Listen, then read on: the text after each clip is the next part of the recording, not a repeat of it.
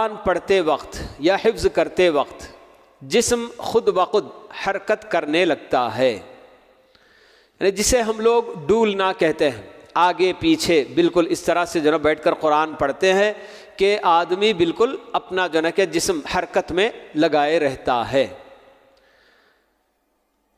تلاوت کلام پاک کے آداب میں سے ایک چیز یہ بھی ہے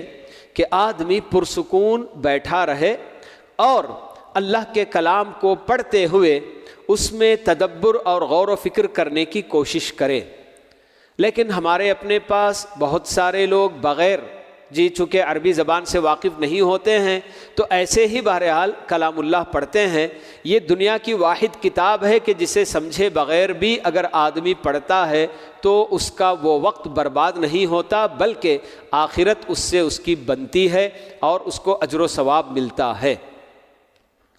بس یہ ہے کہ قرآن پاک کی تلاوت کے وقت یا بچے جیسے حفظ وغیرہ کرتے ہیں تو بہت زیادہ بالکل ڈولا کرتے ہیں، آگے پیچھے حرکت کرتے ہیں، ایسے نہیں کرنا چاہیے۔ اور جہاں تک یہ کہا جاتا ہے کہ کیا اس طرح سے حرکت کرنے سے یہودیوں سے مشابہت ہوگی، تو اس میں اہل علم کا یہ کہنا ہے کہ اگر کوئی بندہ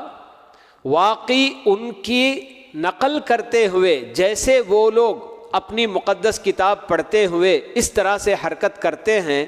انہی کے نقش پر چلتے ہوئے ویسا کرنا چاہتا ہے، قصداً ان کی جو ہے پیروی کرتا ہے، ان کی نقالی کرتا ہے، تو تب تو یہ یقیناً مشابہت ہوگی۔